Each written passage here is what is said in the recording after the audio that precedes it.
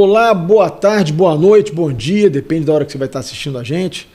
Quero muito agradecer a você que está nos dando essa oportunidade de apresentar um pouquinho da política fluminense, carioca, da política nacional e pedir a você que compartilhe esse programa, o Politicast, curta se você gostar, né? Possa estar fazendo seus comentários também, porque para nós é muito importante saber o que você achou. Nosso objetivo aqui no Politicast é estar sempre trazendo pessoas de qualidade, pessoas que possam agregar valor e a gente discutir política de forma mais profunda, para poder dar a você que está nos assistindo a capacidade de fazer a sua avaliação e poder depois ter um julgamento de tudo que acontece no nosso estado. Hoje não vai ser diferente. Eu fiz o convite e prontamente aceitou, que para mim é uma honra, um dos deputados estaduais mais preparados da Assembleia, foi secretário de Ciência e Tecnologia do Estado durante quase 2 anos, tem muito a nos falar numa das pastas talvez mais importantes do Estado, que é a pasta do conhecimento, efetivamente. Né? O Rio é um dos estados com o maior número de pessoas que tem ensino superior completo, então vamos falar um pouquinho disso também, mas vamos falar muito de política. Meu convidado aqui hoje é o deputado Anderson Moraes. Deputado, muito obrigado por você ter vindo aqui, muito obrigado por você estar participando do Politicast. E eu queria começar te fazendo um questionamento, uma provocação, que eu faço muito com políticos que eu conheço da direita, e você é um deles, e na minha opinião um dos mais preparados que nós temos hoje na Assembleia. Todas as pesquisas que nós fazemos aqui na Vetor Arrow, nós identificamos sempre que as pautas da direita são pautas majoritárias no estado do Rio de Janeiro e no Brasil como um todo. As pautas mais defendidas pela direita. Quando a gente chega na hora da eleição, a gente vê que muitas vezes isso não se reproduz no voto. Por que você acha que acontece isso? Qual a sua opinião? Acha que é falta de organização da direita? Ao que você atribui digamos assim, esse pensamento ideológico majoritário que as pautas da direita exercem na população, muitas vezes não coincidem com a votação que é dada principalmente aos políticos majoritários aqui no estado? Bom, primeiro agradecer a oportunidade, Rodrigo, de estar aqui com você, trabalho fantástico que você vem fazendo com o Politicast, Politicast. Assim, na política todo mundo acompanha entrevista por entrevista. Agradecer também as pessoas que estão nos assistindo. É muito importante, assim como o Rodrigo falou, o programa vai ajudando a fazer a formação da opinião das pessoas, né? Não num determinado candidato. A gente está falando de ideias, né? As pessoas, o seu programa ele vai contribuindo com que as pessoas possam ir formando a sua opinião com relação à política no modo geral. E a sua pergunta ela é muito pertinente, inteligente, por sinal, como tudo que você faz. Rodrigo, eu considero assim a direita, quando a gente fala de direita, é preciso a gente ressaltar bem para as pessoas que o movimento de direita, de verdade, ele é um movimento muito recente, ele é muito novo. Se a gente for retornar ali em 2014, por exemplo, o que nós entendíamos, o que a população entendia como direita no país como um todo? Nós entendíamos que a direita era ali o Geraldo Alckmin, né? Nós entendíamos que a direita era o Aécio Neves. E aí hoje, por exemplo, quando você vê um governo federal, né, administrado pela extrema-esquerda, e você vê o Geraldo Alckmin, por exemplo, ali como vice-presidente, dá um despertar em nós e vai daquilo de encontro com o que eu estou falando, de que não existia direita. A direita ela foi fundada de forma eletiva, de fato, né, no movimento feito na pessoa do Jair Messias Bolsonaro em 2018. Portanto, é claro que tudo que é recém-construído, que é recém-feito, né, se a gente for comparar um bebê, é claro que existe algumas coisas que a gente precisa fazer ali, o sentimento ali de meia-culpa, até para que a gente possa acertar 100%, a gente precisa reconhecer primeiro onde existe uma dificuldade. E quando você fala da direita nas eleições proporcionais, né, todo mundo que defende, né, daquela forma ferrenha como nós fazemos, acaba que a gente vem angariando aquele rebanho de pessoas que... rebanho não é a palavra, mas a gente vem trazendo para próximo de nós as pessoas que pensam da maneira como a gente pensa. E mais do que isso, o movimento da direita, ela traz 80%, digamos, do setor produtivo do nosso Brasil. Nós trazemos ali o formador de opinião, trazemos uma série de coisas, mas claro que é preciso, e eu acho que isso o Flávio vem fazendo muito bem, vem demonstrando para a gente a forma como deve ser feita, a importância de nós aprendermos a conviver com as pessoas que muitas das vezes não conseguem pensar 100% assim como nós pensamos. Sim. Eu acho que o Nicolas foi muito feliz numa colocação que ele fez, e ele se referindo somente, inclusive, aos políticos da direita, de que todo movimento, assim como um corpo humano, necessita de termos pessoas que... Necessitamos ter as pessoas que pensam diferente. E ele fez uma comparação muito bacana. Imagina se toda a direita, né, se toda a direita fosse orelha, comparado a um corpo humano. Como é que seria? Imagina se toda a direita fosse só olho. Imagina se toda a direita fosse só pé. Então, é importante a gente aprender a conviver dessa forma e a gente entender que é possível que a gente consiga conviver com as pessoas que não pensem 100% como nós. E eu acho que o Flávio está dando um show com relação a isso, porque o nosso movimento ele não é um movimento da direita. O que o senador Flávio Bolsonaro vem buscando para o nosso país, ele vem buscando um consenso para que a gente consiga libertar o nosso país hoje das garras de quem toca, que não tem plano, que é uma coisa arcaica, é uma coisa que na campanha prega que vai ser o amor, que eles são o amor, quando chega na hora de administrar é o ódio total. Vê ontem a forma como o Flávio saiu do Congresso Nacional ontem, como que os manifestantes chegaram na cara dele para falar daquele jeito, cheio de ódio. O Flávio foi muito assim alinhado e muito tranquilo, que ele não respondeu. Ele foi lá, fez ali o coração, pediu calma. Gente, calma, não é assim que a gente vai resolver o Brasil. Então, eu acho que esse ano vai ser um ano muito diferente para todos nós. O nosso movimento ele não é um movimento especificamente de direita. Nós estamos unindo, sim, o centro à direita. A gente consegue conviver, sim, com pessoas que pensam diferente de nós. O que a gente não tolera são as pessoas que querem impor a ideologia de gênero dentro das escolas. As pessoas, por exemplo, eu passei pela pasta de Ciência e Tecnologia, uma pasta totalmente voltada para a educação, uma pasta totalmente que trabalha no enriquecimento do currículo do nosso povo. E nem por isso, eu tendo a minha posição forte de direita, eu não tenho o direito de colocar dentro das escolas aquilo que eu penso.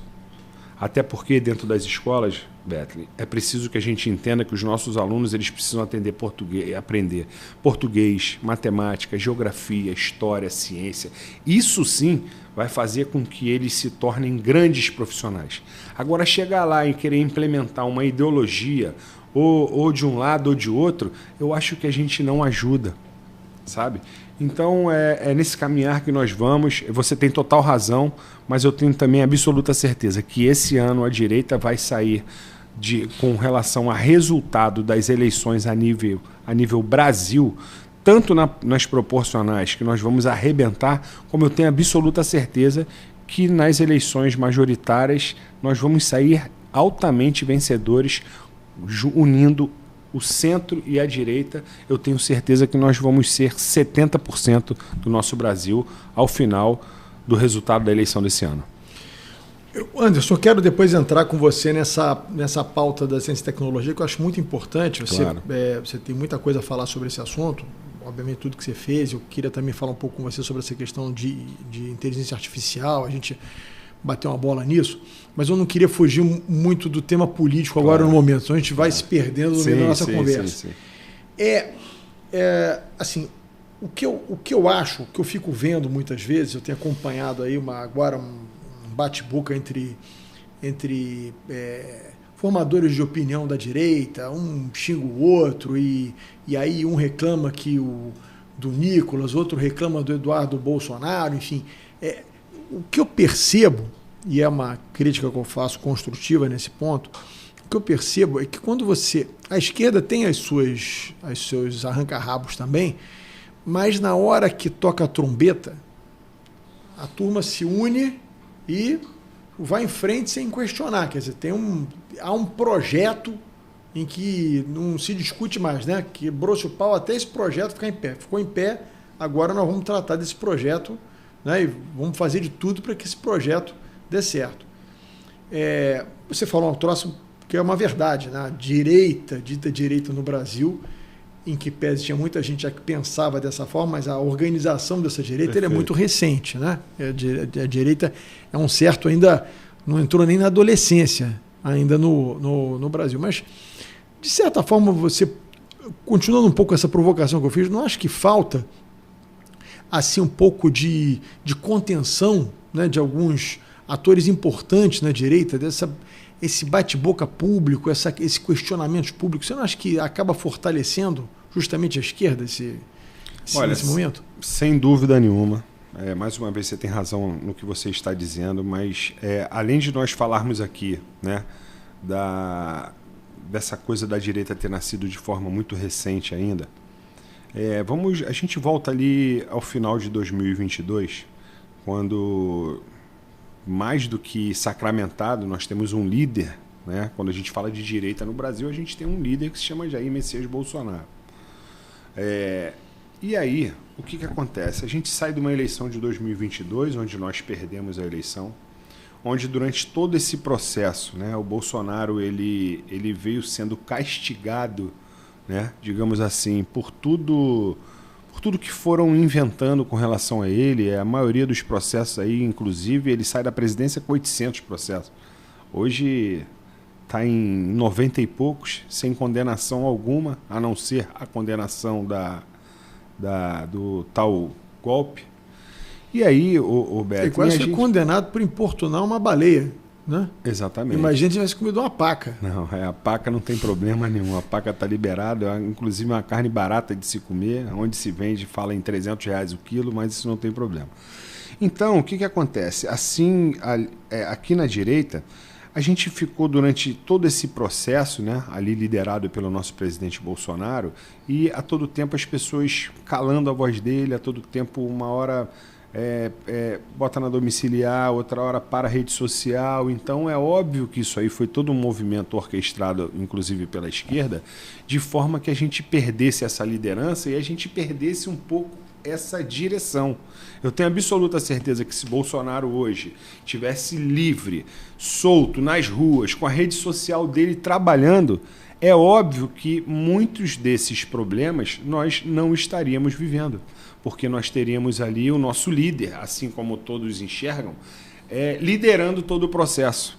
Então é claro que tudo isso que aconteceu com Bolsonaro veio fragilizando um pouco nós, mas ao mesmo tempo eu tenho certeza que agora o Flávio liderando todo esse processo como ele está, embora seja uma coisa bem recente, eu tenho absoluta certeza que tudo isso que fez com que nós ficássemos um pouco fragilizados vai ser o combustível que nós vamos usar agora, não só na pré-campanha, mas que nós vamos usar na campanha eleitoral.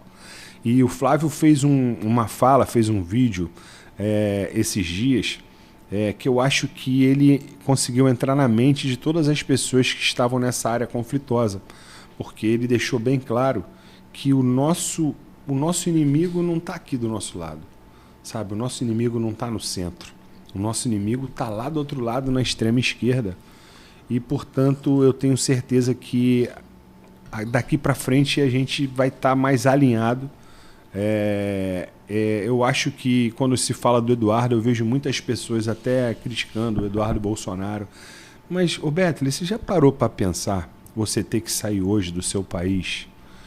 Não para você ser um imigrante, mas para você ter que sair às pressas do seu país.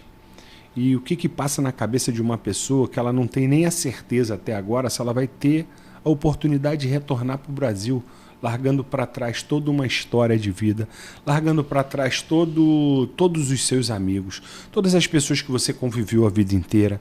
Então, assim, a profissão óbvio, dele, né? Ele era policial federal. Largando a sua profissão, até isso, agora tiraram o concurso dele, né? um dos deputados mais votados do Brasil, um cara que fez campanha sem comprar um cabo eleitoral, sem fazer uma boca de urna, sem fazer uma sacanagem, sem roubar um dinheiro da educação, sem roubar um dinheiro da saúde, sem, sabe?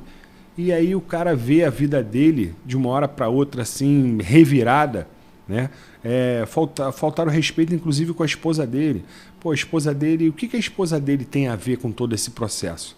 A esposa dele nunca foi nomeada em lugar nenhum, nunca exerceu nenhum cargo público, nunca participou de um cargo eletivo. Até a conta corrente dessa pessoa foi bloqueada.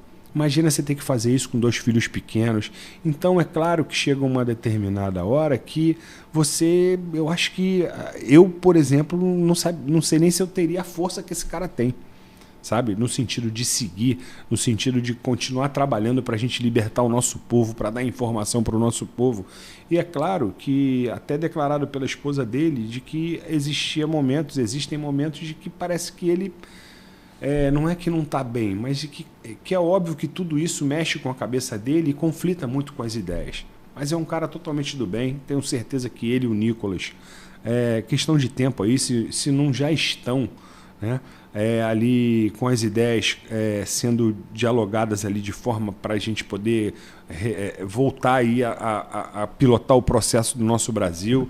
Então é questão de tempo aí, o Flávio liderando todo esse processo daqui para frente. A tendência nossa já demonstra através das pesquisas, nós já estamos à frente, né, do nosso principal opositor, e é questão de alinhamento pouco. E volto a te falar, todo o processo de desgaste que tentaram fazer com o Bolsonaro, sem dúvida nenhuma deu essa fragilidade na gente, mas é isso também que vai ser o combustível que nós vamos usar agora nessa reta final, e nós vamos tirar de uma vez por todas o PT do poder. O que, assim, até falando a você que a gente, particularmente, me surpreendeu a rápida ascensão do Flávio. Quando, em dezembro, ele, digamos assim, se auto-anunciou, né, porque o pai não pode falar, enfim, o pai está impossibilitado de se comunicar com o mundo exterior, que ele seria o candidato do pai. Obviamente isso causou um certo choque em todo mundo, porque a grande maioria dos atores políticos achavam que o candidato seria o Tarcísio de Freitas. Uhum. Né? E no momento em que ele foi anunciado como candidato, houve aquele primeiro baque, digamos assim, as pesquisas indicavam, naquele momento, que o Tarcísio seria mais competitivo do que o Flávio. Tinha-se o entendimento que o Flávio poderia herdar, né, uma parte dos votos do pai, mas talvez não a totalidade, e herdaria também a rejeição, e isso dificultaria digamos assim, a possibilidade dele ser um candidato competitivo contra o Lula. Mas o que se demonstrou ao longo do tempo não foi isso. Né? Em dezembro você tinha um número. Nós fizemos pesquisa em dezembro aqui na Vetor Arrow. Nós fizemos pesquisa em março, registramos, divulgamos a pesquisa. E na nossa pesquisa, por exemplo, o Flávio já está 8 pontos na frente do atual incumbente, do presidente Lula. E eu confio muito no nosso trabalho. Nós fizemos pesquisa com 9 mil entrevistados, em 1.600 municípios diferentes, da maioria dos institutos tradicionais que fazem em 150, 160 municípios, com 2.500 entrevistas. Nós fizemos uma pesquisa com muita profundidade. Então, eu não tenho dúvida de que as próximas pesquisas já darão realmente o Flávio com uma vantagem fora da margem de erro. É o meu entendimento.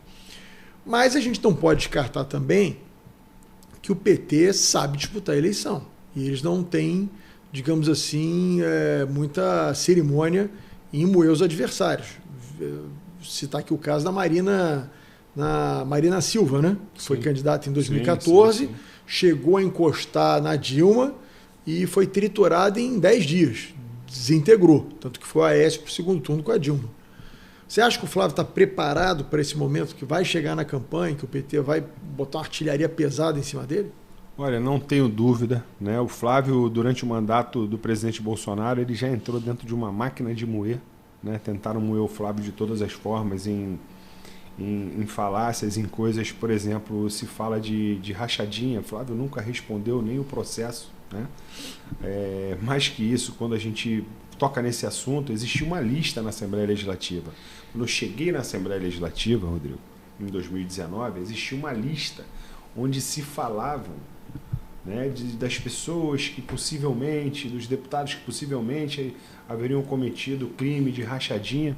E eu me recordo que o Flávio, quando entra nessa lista, né, primeiro que ele era ali um dos últimos, se falava de uma movimentação atípica no COAF de R$1.200.000. Quando fala de R$1.200.000, a gente está falando de 600 mil que entrou, 600 mil que saiu.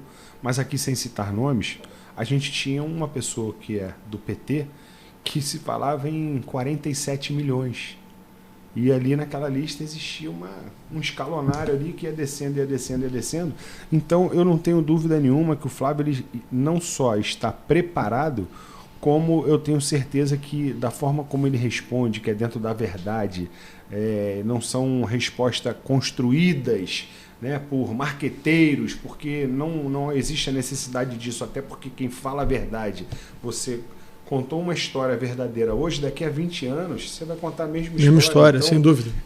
Só quem fala mentira é que precisa ficar se apegando. Então, eu não tenho dúvida nenhuma que ele está preparado, assim como o próprio presidente Bolsonaro durante todo o seu governo, e aqui eu te faço devolver até uma pergunta. Já parou para imaginar, Bethlen, se alguns canais de transmissão fizessem comigo ou com você, fizesse 24 horas o que fizeram com o presidente Bolsonaro durante 4 anos, será que nós amanhã teríamos o direito de sair de casa?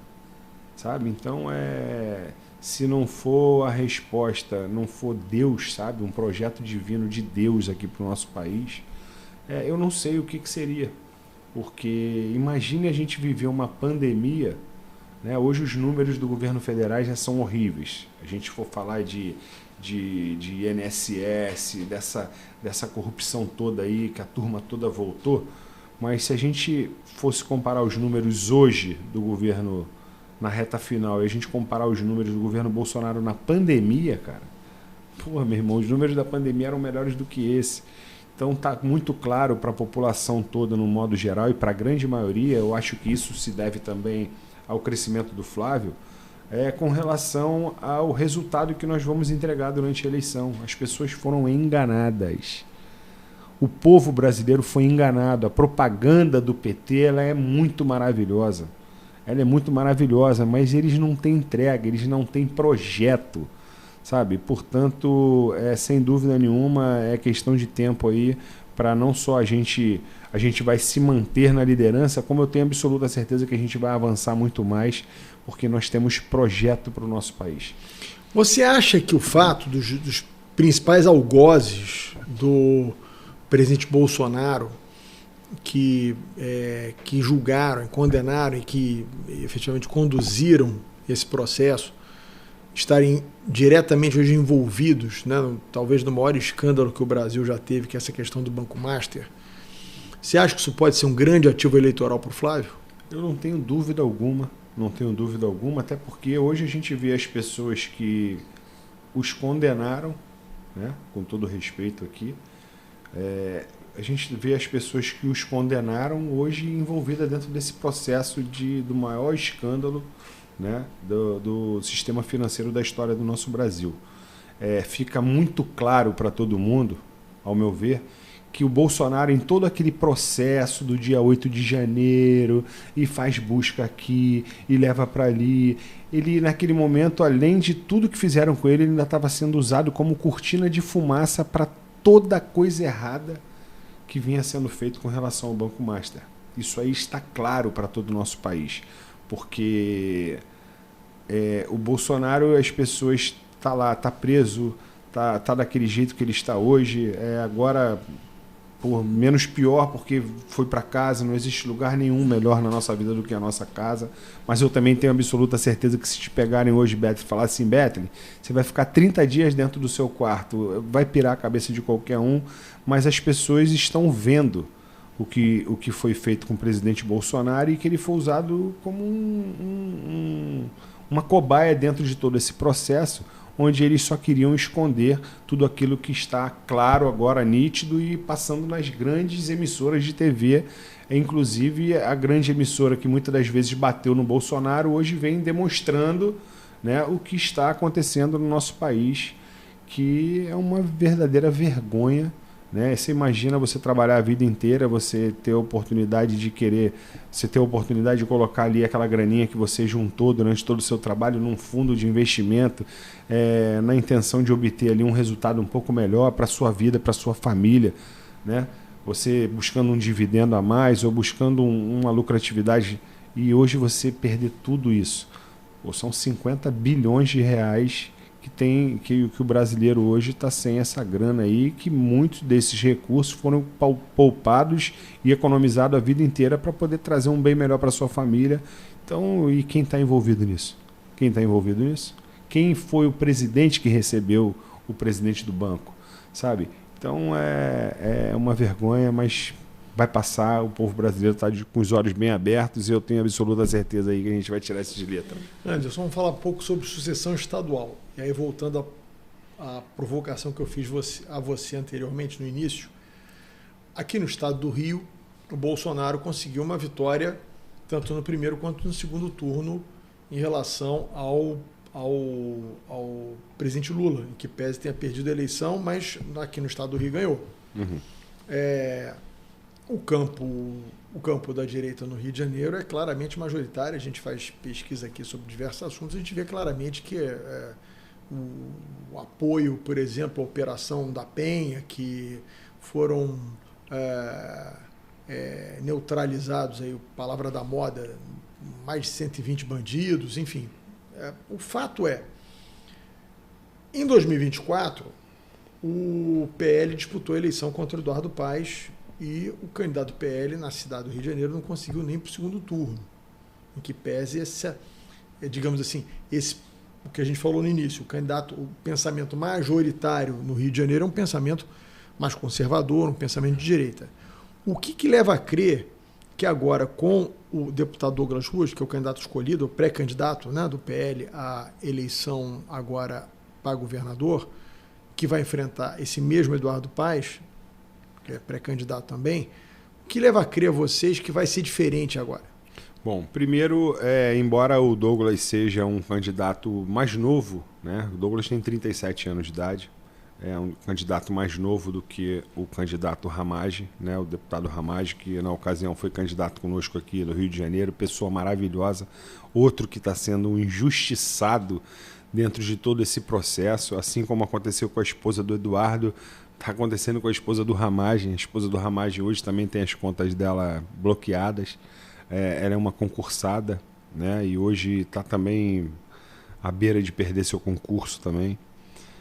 O que acontece? Diferente disso, o Douglas, ele antes de chegar ao Legislativo, o Douglas ele teve a oportunidade de trabalhar no Poder Executivo, que é da cidade de São Gonçalo. Quando a gente fala de São Gonçalo, nós estamos falando da segunda maior cidade, do segundo maior colégio eleitoral do estado do Rio de Janeiro. Mas uma cidade que tem uma coisa assim diferente, que vale muito a pena a gente trazer e ressaltar isso e explicar para as pessoas, que é o seguinte: quando você pega ali a cidade de São Gonçalo, nós temos R$ 2.400 de orçamento per capita, tá? Quando você pega a cidade de Niterói, por exemplo, a gente tem R$ 12.000 de orçamento per capita. Quase 6 vezes mais. Quando a gente pega a cidade de Maricá, a gente está falando de R$ 16.000 de orçamento per capita. E aí, quando você pega a aprovação do atual prefeito de Niterói, você está falando ali em torno de 50 e poucos %. Quando você pega do atual prefeito de Maricá, você está falando ali em torno de 60%. Quando você pega o resultado, né, da aprovação da prefeitura de São Gonçalo, a gente hoje vê que Capitão Nelson tem 87% de aprovação dentro do município, e estando no seu segundo mandato. E a gente sabe que o Douglas foi a pessoa essencial dentro desse processo, não querendo desmerecer o Capitão Nelson, que é um trabalhador. O Capitão Nelson foi deputado estadual comigo, uma pessoa maravilhosa, um cara que, assim, os funcionários da Assembleia Legislativa, pelo pouco tempo que ele passou lá, tem saudade do Capitão Nelson, porque é um cara muito reto nas coisas, mas uma pessoa extremamente agradável e um trabalhador. Mas o Douglas foi uma das pessoas principais ali dentro da parte técnica da prefeitura, até porque vale lembrar que Douglas, ele além de ser um funcionário público de carreira, né? Ele é um policial civil do estado do Rio de Janeiro, ele é formado em Direito, né? O Douglas tem a formação dele também em Gestão Pública. Então, toda essa experiência, com pouca idade que ele tem, é isso que nós queremos transmitir para todo o estado do Rio de Janeiro. E o Douglas, sendo peça fundamental dentro desse processo, faz com que ele se torne um cara muito mais experiente para viver até mesmo o processo eleitoral, sabe? E, com certeza, se tornando assim uma pessoa muito mais competitiva. E fora que quando você é um cara que faz pesquisa, você sabe que quando a gente fala da capital, quando a gente fala de direita e esquerda, a região do estado onde a esquerda talvez ela não é maior do que a direita, mas onde ela tem um número talvez um pouco maior do que nos demais lugares do estado do Rio de Janeiro, a gente está falando da capital. Quando você entra na Baixada Fluminense, você vê que é um povo altamente conservador. Quando você vai para o interior do nosso estado, você vê que é um povo altamente conservador. Então, tirando a capital, pegando toda a região metropolitana e entrando por todo o interior desse estado, a gente tem de forma mais que a metade das pessoas se colocam como pessoas conservadoras, como pessoas de direita. Né? Quando você fala num todo no estado, você tem quase 40% das pessoas conservadoras no estado. Você tem hoje uma faixa ali de 15% a 20% das pessoas que se denominam como pensamentos de esquerda. Você tem ali de 10% a 15% pessoas que falam assim, não, eu sou de centro. E ali você tem uma faixa entre 25% e 30% da população que não quer saber se é de direita, se é de esquerda, se é de centro. Quer saber que o arroz está na mesa, quer saber que a possibilidade de você comprar uma coisa melhor para o seu filho está ali. Então as pessoas querem resultado, querem entrega. E se tem uma coisa que o PL tem no estado do Rio de Janeiro, através das mais de 20 prefeituras que nós temos, é entrega. E é isso que nós vamos mostrar para o povo do estado do Rio de Janeiro, que nós temos um projeto para o nosso estado, um projeto que é assim, combater a criminalidade, melhorar os números. Claro que para isso nós já temos os melhores policiais do mundo, mas também precisamos da ajuda de leis mais fortes para que a gente castigue assim, digamos, não é castigar de bater, não, mas que a gente faça com que a pessoa que pense em roubar no estado do Rio de Janeiro, ela precisa ter a certeza que se ela for pego, ela vai morrer dentro da cadeia. Mas aí precisa mudar a legislação federal, né? Claro. Teve aqui comigo o delegado Felipe Cury, logo depois da operação, teve aqui também o Coronel Menezes, e a gente vê claramente que a polícia ela trabalha até demais. Agora, é uma coisa muito inglória para um policial prender, às vezes, a mesma pessoa diversas vezes pelo mesmo crime. Claro. Então, e a nossa legislação é cheia de buraco que permite que um cara que cometeu 10, 15, 20 vezes assalto a uma armada esteja na rua assaltando de novo. Né? Então, acho que um pouco disso também depende de uma bancada federal, claro, que esteja comprometida com essas mudanças na legislação. Né? Não, sem dúvida nenhuma, até porque não dá, como você mesmo disse, você pega um cara de fuzil na rua assaltando, não pode ele, por não ter antecedentes criminais, ficar 10, 11 meses na cadeia. Ele tem que ficar ali e passar por um bom período ali dentro, até para que sirva de exemplo para as outras pessoas, para que isso não aconteça mais. Por isso que, assim como eu disse no início da entrevista, a importância que nós termos muito mais do que a maioria dentro do parlamento, né? Se tratando assim das eleições proporcionais. Porque o projeto, quando você fala do projeto da esquerda, o projeto de leis para o nosso país com relação à segurança pública, eles tratam sempre o vagabundo como o pobre coitado, como aquela pessoa que não teve oportunidade, e quando que, na verdade, isso não é o correto. A gente vê pessoas no nosso país que tiveram vidas difíceis, vidas duras, que nasceram em locais com dificuldade financeira, mas que nem por isso deixaram de lutar por aquilo que eles acreditaram e se transformaram em grandes profissionais naquilo que trabalham. Portanto, a gente não pode ficar passando a mão na cabeça e dizendo que só roubou ali que foi para tomar uma cervejinha. O discurso é ruim. O discurso ele é incentivador para aqueles que não querem trabalhar, para aqueles que querem ganhar a vida de uma outra forma, até porque você está dentro de uma comunidade, você está ali, cordãozão de ouro, e ali todo mundo trata, é o patrão, aí é a melhor menininha. Então, os exemplos são muito ruins. E para esses exemplos que são muito ruins, só nos cabe nós combatermos com leis mais severas, dando uma garantia jurídica melhor para os nossos policiais, assim como você disse. Pô, imagina, você é policial, você vai ali, prende um cara, aí daqui a pouco um garoto de 16 anos, 17 anos, e aí você prende, muitas das vezes o policial militar fica na delegacia terminando de preencher lá o RO e o cara tá saindo pela porta, ainda olha o policial e fala: aí, valeu tio, amanhã a gente vai se encontrar de novo. Quer dizer, isso não pode acontecer.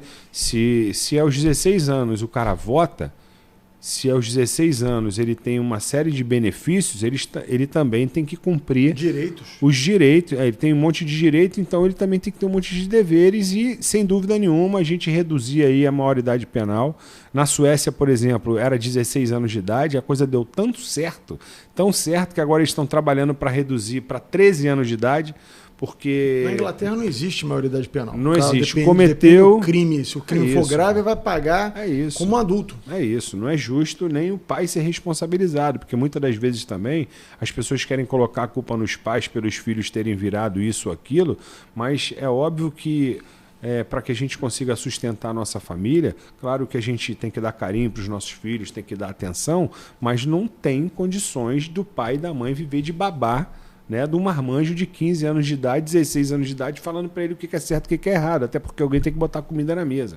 E por isso eu digo que nós precisamos também, dentro do nosso Brasil, a gente ter um plano diferenciado para a molecada menor, sem dúvida nenhuma. Eu acho que nós temos que incentivá-los, ao contrário do que a esquerda faz, de dizer que, poxa, mas com 14 anos vai trabalhar, e aí vai perder a juventude. Nada disso, cara.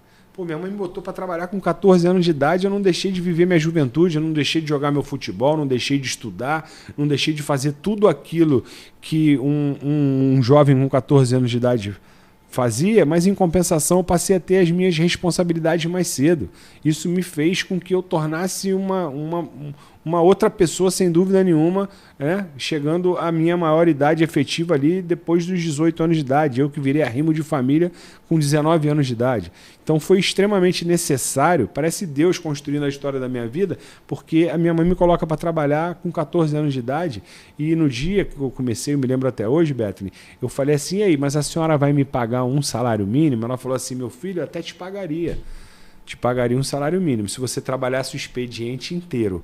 Como você estuda de manhã e você só chega aqui para trabalhar 2 horas da tarde e ir embora às 6, 7 horas da noite, eu só vou poder te pagar meio salário. Rapaz, isso não me fez...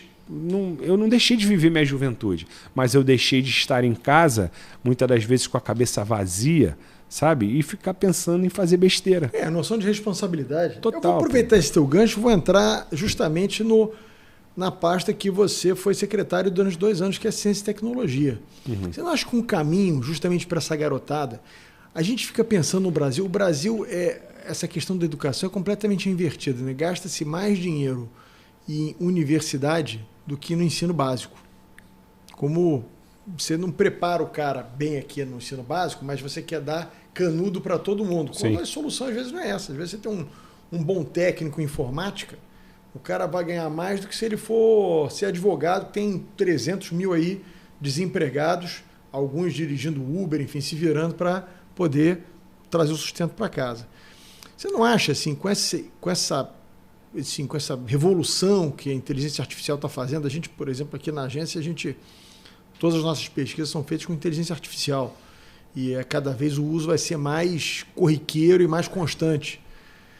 Você não acha que essa garotada poderia estar aí, a gente voltar energia, quer dizer, atrair essa garotada para o ensino técnico, para o ensino profissionalizante das FATECs que estavam subordinadas a você na ciência e tecnologia, com essa pegada da inteligência artificial, da questão da programação, do uso da tecnologia de forma mais intensiva? Não, com certeza. Foi uma experiência muito bacana. Passei 1 ano e 9 meses ali. Queria agradecer a oportunidade que o governador Cláudio Castro nos deu ali de acreditar no nosso trabalho, no nosso potencial, de poder desenvolver, melhorar um processo que já vinha sendo melhorado, né, desde 2020, quando o Dr. Serginho assumiu ali a secretaria.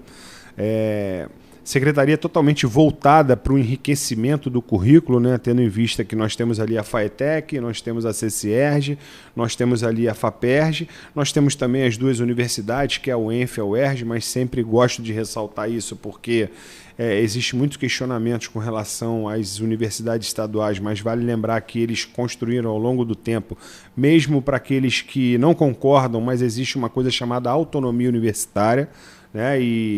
E eu tive até um projeto polêmico que, numa ocasião, quis privatizar a administração da UERJ e muitos criticaram o governador quando eu aceitei o convite de ser secretário de Ciência e Tecnologia. Falaram, pô, você vai colocar esse cara aí que queria acabar com a UERJ. Eu nunca pensei em acabar com a UERJ na minha vida, mas eu sempre pensei em valorizar mais o investimento que é feito na educação, porque quando a gente fala assim, a educação para mim ela não é despesa.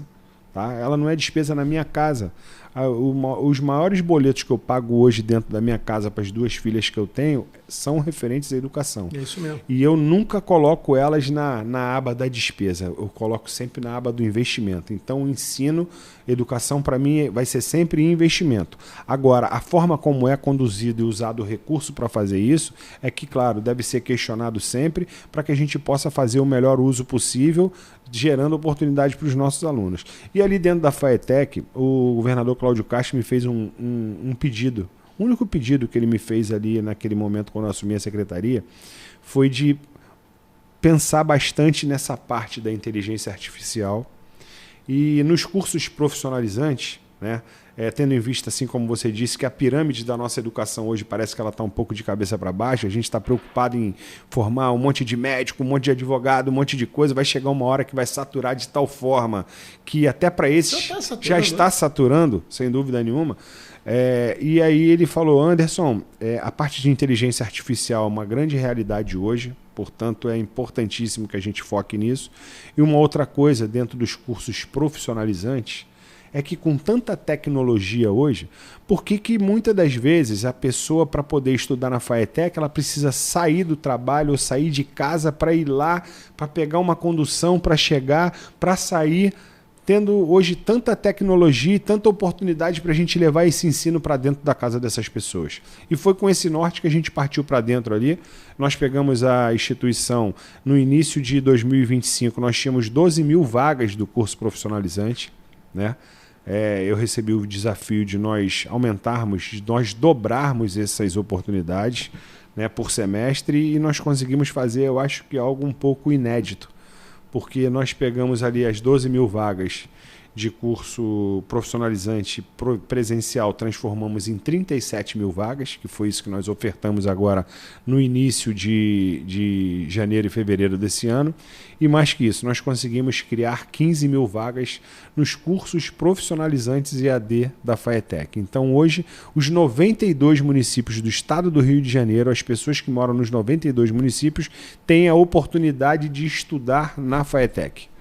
São 25 modalidades, 600 vagas por cada modalidade, onde nós estamos, eu deixei a secretaria numa fase experimental de 6 meses. E aí, Beto, olha que coisa genial que vai acontecer no estado do Rio de Janeiro a partir do segundo semestre. Nós temos hoje 15 mil vagas no EAD. Só que nós fazermos a transmissão das aulas para 15 mil pessoas, ou para 100 mil pessoas, ou para 200 mil pessoas, isso nós não vamos onerar o estado em nada. O custo é igual. Sabe? É como aqui, essa live que nós estamos aqui agora. Se uma pessoa assistir, é o mesmo custo que se tivessem 10 milhões de pessoas aqui. Portanto, nós temos agora o projeto do Estado, é chegar no segundo semestre agora e ofertar essas vagas para todo o Estado de forma ilimitada. Então, e cada pessoa pode matricular em até 3 cursos. E as aulas elas não têm um horário fixo para acontecer. Então, se essa semana, na segunda-feira, eu posso assistir a minha aula na segunda de 8 às 9 da manhã, eu vou assistir um pouquinho, à noite eu assisto mais um pouco. Então, de forma flexibilizada, para que as pessoas possam encaixar aqueles horários no seu dia a dia, para que não atrapalhe naquele trabalho que ele precisa sustentar a sua família. Então, fazendo ali com que as pessoas tenham a oportunidade de enriquecer o currículo delas e poderem ir para o mercado de trabalho de forma muito mais valorizada. E já na parte técnica, Beto, olha que coisa curiosa. Nós chegamos na secretaria no final de 2024 e existe a Semana Nacional da Educação, né, onde são contemplados projetos das diversas instituições técnicas, né, que fazem ali o ensino médio técnico, levando projetos. E no primeiro ano da secretaria, a FAETEC conseguiu contemplar um projeto. Foi classificado, né, um projeto de robótica da FAETEC, dos alunos da FAETEC, e nós chegamos lá com um projeto. Quando foi o ano passado agora, na segunda oportunidade que nós tivemos estando na secretaria, nós contemplamos 15 projetos.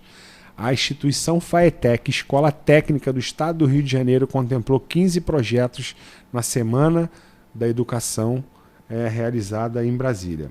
Nós fomos a instituição que mais projetos contemplados tivemos a nível Brasil.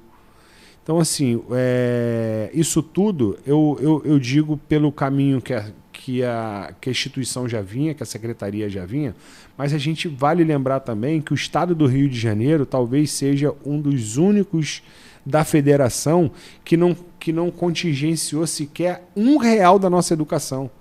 Esse governo nunca contingenciou R$1 da educação. Enquanto a gente vê as universidades federais no Estado do Rio de Janeiro tendo dificuldade de pagar a conta de luz, sabe? A gente vê que no ensino estadual a gente não existe contingenciamento, é executado 100% da lei orçamentária anual aprovada no ano anterior.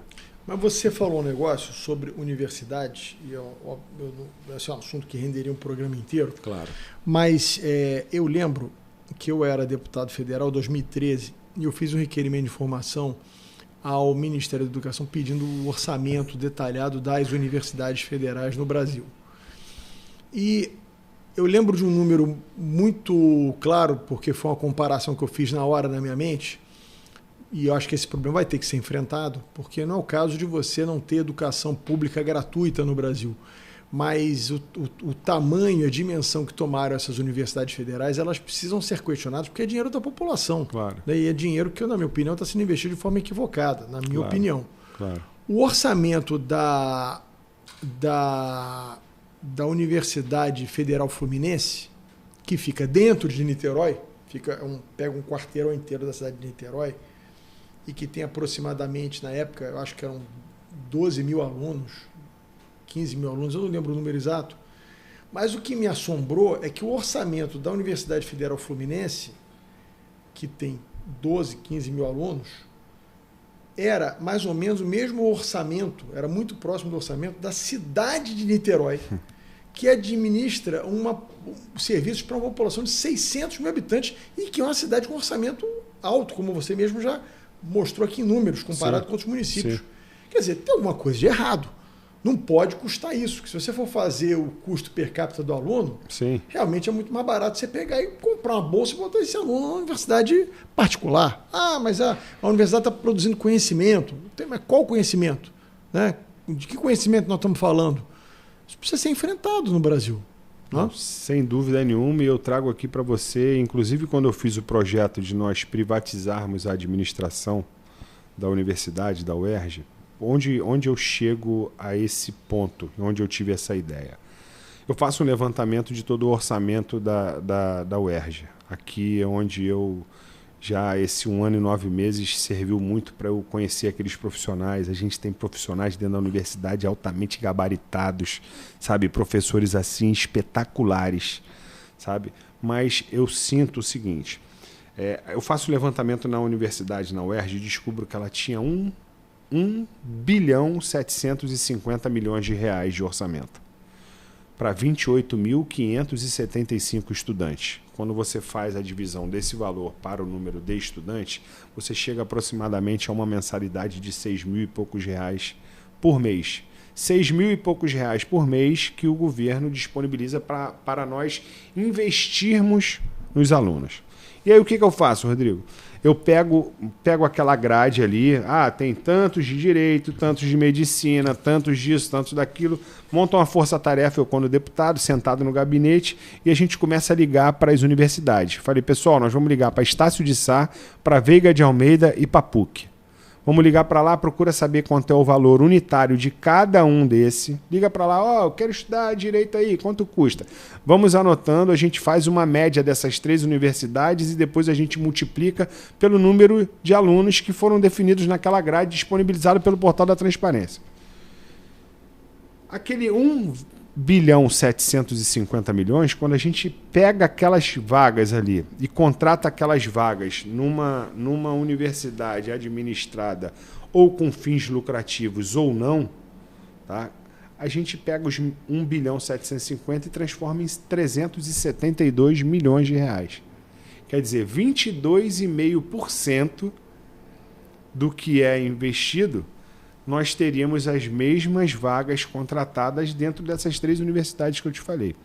Então, quando a gente fala de acabar dentro da educação com a política partidária, a gente percebe que até aqui no Rio de Janeiro, na universidade aqui do Rio de Janeiro, muitas das vezes tem briga da mesma corrente ideológica, só que partidos diferentes.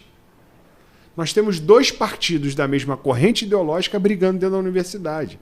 E aí, o que eu acho que isso acaba acontecendo? Né? Acontece que, a partir do momento que a gente disputa uma eleição, eu sou um grupo que eu disputei a eleição aqui. Então, quando eu ganhei a eleição e eu tenho ali aquela turma que ganhou comigo, é sombra e água fresca para esse time. E aí, acontece o quê? Acaba que os outros que perderam a eleição ou que não fizeram parte desse processo, eles acabam tendo que trabalhar pelos aqueles que ganham a sombra e a água fresca. Então isso tem que acabar na educação. E aqui eu não me refiro só ao UERJ, não. Eu me refiro a qualquer instituição de ensino que tende a querer disputar eleição. Eleição é o seguinte, meu irmão, ganhou a eleição para governador, acabou. A eleição é de governador e acabou. Já disputou a eleição.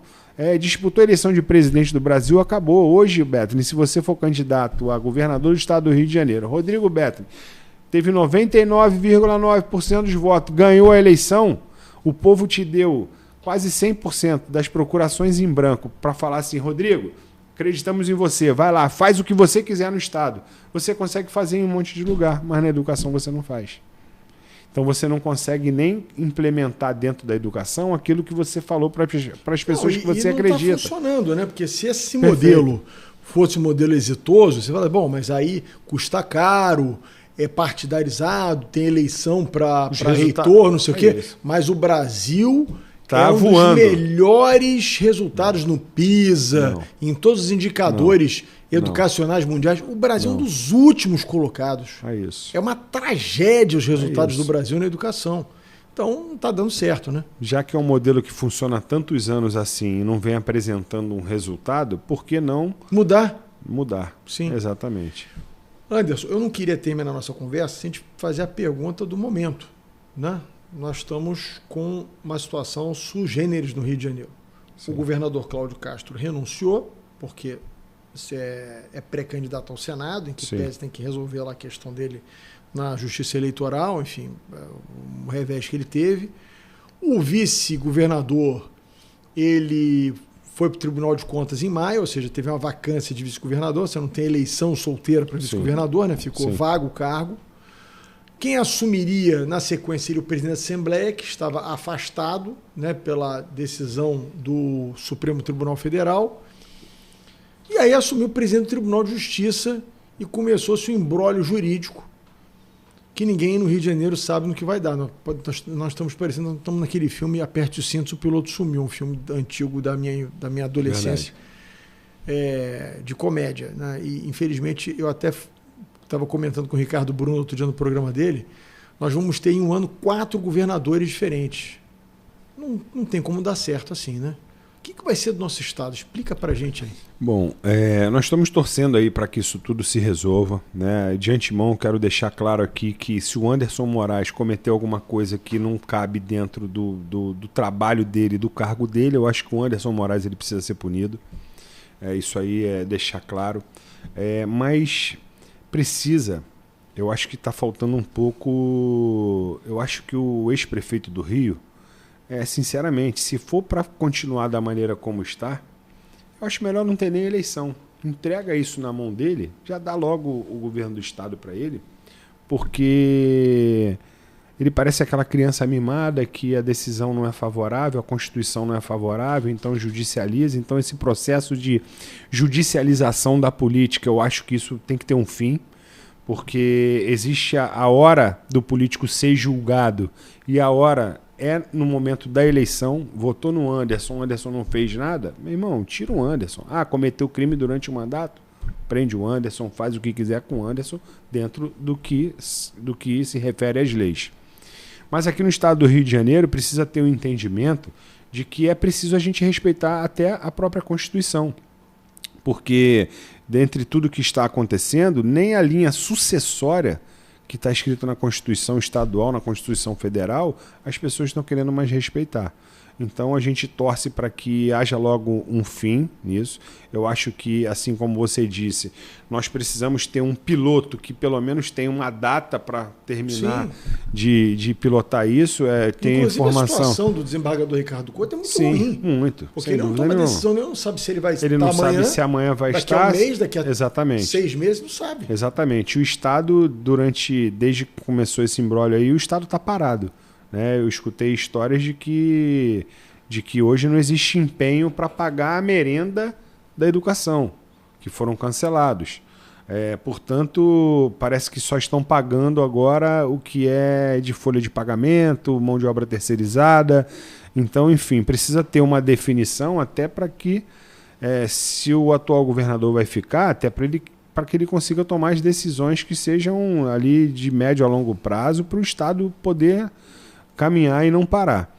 Mas eu creio que na semana que vem, a gente vai ter aí uma definição, pelo menos já no primeiro momento ali da presidência da Assembleia, né? A gente tendo um presidente eleito pelos deputados, assim como um amigo me falou. Que foram eleitos pela população, é bom que se diga, né? Porque parece que os deputados vieram de Marte, eles foram eleitos pela população. Exatamente. Se nós estamos falando de democracia, exatamente, pressupõe seguir as regras. E assim como você mesmo já disse, quando você fala do poder executivo, o prefeito, o governador, o presidente, ele foi eleito por uma parte da população. Uma parte ali, 50% mais um pelo menos. Já quando você fala da Assembleia Legislativa, do Parlamento, ali está a representatividade de todos os eleitores do Estado do Rio de Janeiro. Então ninguém mais legítimo para poder decidir quem será o presidente da Assembleia. E, consequentemente a esse fato, nós precisamos respeitar o quê? A linha sucessória. O que a linha sucessória fala? Governador, vice-governador, presidente da Assembleia. Não tem presidente. Beleza, então assume o presidente do TJ. Ok, assumiu o presidente do TJ. A partir do momento que a gente organizou ali e votou para termos a terceira pessoa da linha sucessória, não faz sentido a pessoa que está na quarta posição continuar. Entendeu? Então é para isso que a gente trabalha. Eu creio que semana que vem isso vai estar definido. A gente vai... tem um outro fato muito curioso também, porque a eleição no Brasil, quando termina, em 3, 4 horas depois a gente tem a totalização dos votos. Sim. E a gente sabe quem ganhou. No caso da vacância da presidência da Assembleia Legislativa, na retotalização dos votos, foi preciso ter uma semana para poder saber quem era o deputado que ganhava ou que perdia. O que saía nós já sabíamos, mas a gente não sabia que, com a perda daqueles votos, qual seria o partido que seria contemplado com a cadeira. E na retotalização acabou que o nosso próprio partido, que era o PL, foi contemplado com essa cadeira. E agora são mais 14 dias para acontecer a homologação da retotalização. Então, é uma coisa muito conflituosa no sentido de que, na eleição do Brasil inteiro, tendo milhares e milhares de candidatos, resolve em 4 horas, por que a retotalização de uma cadeira de deputado leva tanto tempo para poder acontecer? Então, até isso, a gente precisa dar uma acelerada nisso para a gente poder já colocar o deputado, que é o Carlos Jordi, que inclusive participou da eleição. Um dos motivos que fez com que adiasse a eleição e que não levasse em conta a eleição realizada foi porque foi alegado pelo partido pelo PSD, se eu não me engano, que estava prejudicada aquela eleição porque o próximo deputado que assumisse a vacância da cadeira livre estaria prejudicado porque não pôde colocar o seu nome à disposição. E agora esse deputado que assume é um deputado do nosso partido, então não houve prejuízo para ninguém. O que me incomoda muito no Brasil, e eu falo de forma muito tranquila, que eu não milito na política há mais de 10 anos, então para mim é muito tranquilo dizer o que eu vou dizer, é a falta de nós seguirmos a lei. Por pior que seja a lei, perfeito, ela tem que ser seguida, porque senão não há democracia. A base da democracia moderna, que muito pautado no que os ingleses criaram ainda lá no século XVIII, XIX, que é o rule of law. Quer dizer, a lei está acima de tudo e de todos. Aqui no Brasil, a legislação é de conveniência, né? Então, me assusta quando um juiz, um desembargador, um ministro supremo, e até que eu respeito muito, inclusive tenho uma admiração pessoal, mas quando dá um despacho genérico do tipo assim, a política do Rio está tomada pelo crime. Bom, se você é juiz e você tem um conhecimento de fato que há criminosos na política, e existem, a gente sabe que existem, mas se há esse conhecimento, eu posso especular. Eu, como comunicador, tendo um podcast, eu posso fazer especulação que eu quiser aqui. Claro. Óbvio que se eu ferir a honra de alguém, eu vou ser processado. Claro. Mas um juiz, um magistrado, não pode especular. Ele tem que, é o seguinte, se há o criminoso, se eu tenho ciência do fato, perfeito, eu mando prender. Perfeito. Né? Perfeito. Ou delibero para que a Polícia Federal investigue, o Ministério Público apresente a denúncia e eu prenda.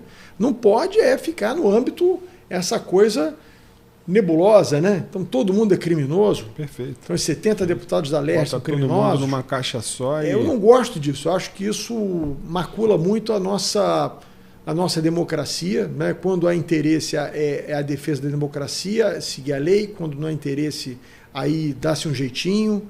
Enfim, isso é muito ruim que acontece no Brasil hoje em dia. Sem dúvida. Não adianta a gente criar, pensando na democracia, criar um bacalhau para poder salvar a própria democracia, né? Parece que é isso que está acontecendo. Inclusive, eu estive em Brasília essa semana e a gente conversa com os colegas que não são do Estado, as pessoas ficam meio horrorizadas. A imagem do Rio de Janeiro é a pior possível. É a pior possível. Você tem a turma aí do ex-prefeito do Rio de Janeiro indo a Brasília lá fazendo campanha dizendo que na Assembleia Legislativa só tem bandido. Até se referindo muito ao nosso lado ideológico, né? Ali o centro-direita, né? Eles são da esquerda, então eles ficam sempre atacando ali o centro-direita, e é isso que o Eduardo Paes está fazendo. Agora, vale lembrar que na última eleição para presidente da Assembleia Legislativa, onde o deputado Rodrigo Bacelar foi eleito, 70 deputados votaram nele. 70 deputados. E aí a gente vai fazer o quê? Vamos generalizar? Vamos falar que dos 70 deputados são 70 que não prestam? Então vamos fazer o seguinte, eu acho que a melhor solução, olhando por esse lado e tomando as decisões da maneira como eles estão tomando, faz o seguinte, fecha a Assembleia Legislativa, acaba com a Assembleia Legislativa, reduz a despesa que o povo paga para que a gente fique ali trabalhando, entendeu? E vamos usar esse recurso para fazer outra coisa.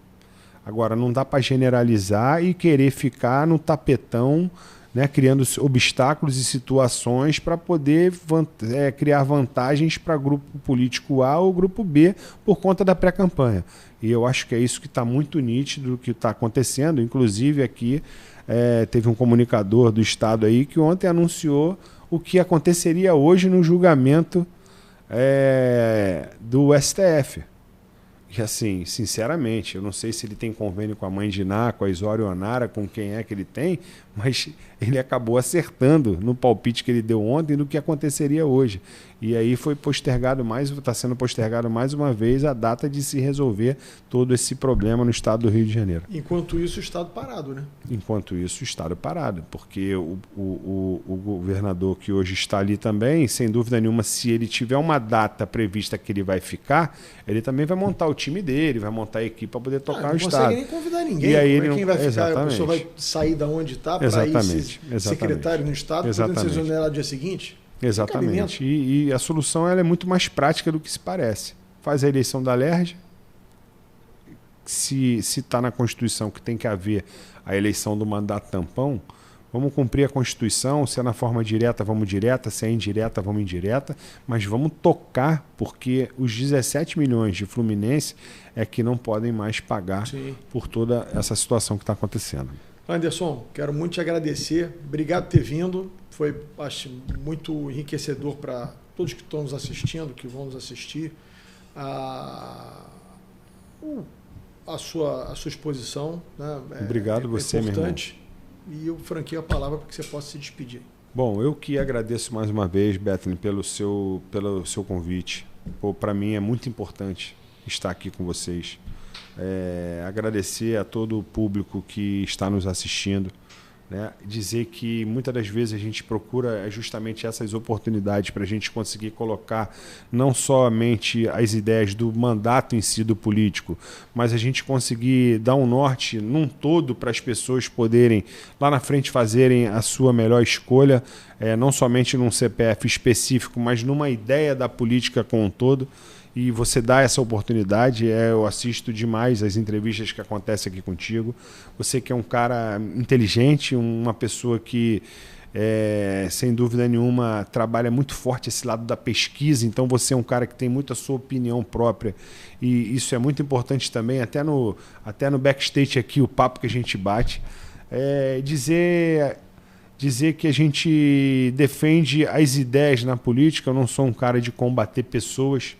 Dificilmente, quando a gente está brigando, quando não tem jeito de falar o nome de uma pessoa ou outra, a gente até fala, mas eu sou um político que entrou na política para combater ideias, mas eu sou um cara que faço questão de falar com todas as pessoas, independente da sua corrente política e ideológica. Eu não tenho como ficar no parlamento e dizer, não vou cumprimentar fulano ou beltrano, não trabalho dessa forma.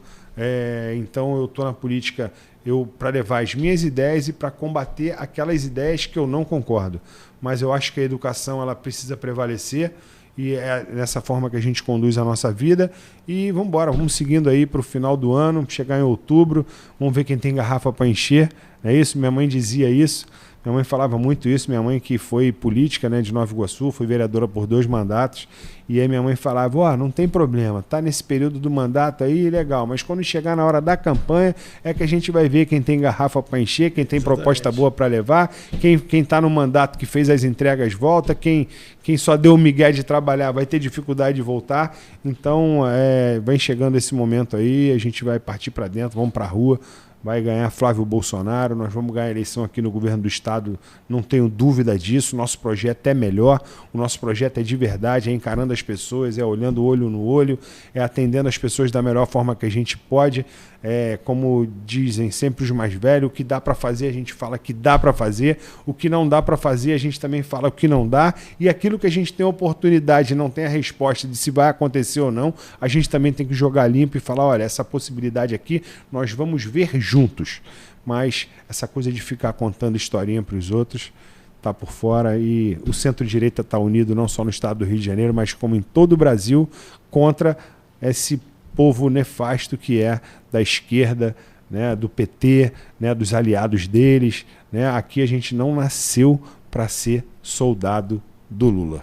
É isso aí. Olha, eu quero falar com você que nos assistiu até agora. Curte, se você gostou, óbvio. Compartilha com os amigos. Pode compartilhar com os inimigos também, se você quiser. Mas nos ajude para que esse programa possa chegar ao maior número de pessoas, justamente porque o que nós estamos tentando produzir aqui é um conteúdo de qualidade, para que todo mundo possa, obviamente, tem gente que vai concordar com o que o Anderson falou aqui, tem gente que não vai concordar, mas a nossa ideia é propor o debate, né, e a gente aprofundar as questões políticas e administrativas que acontecem não só no estado do Rio de Janeiro, mas como em todo o Brasil. Muito obrigado a você que nos assistiu até o final.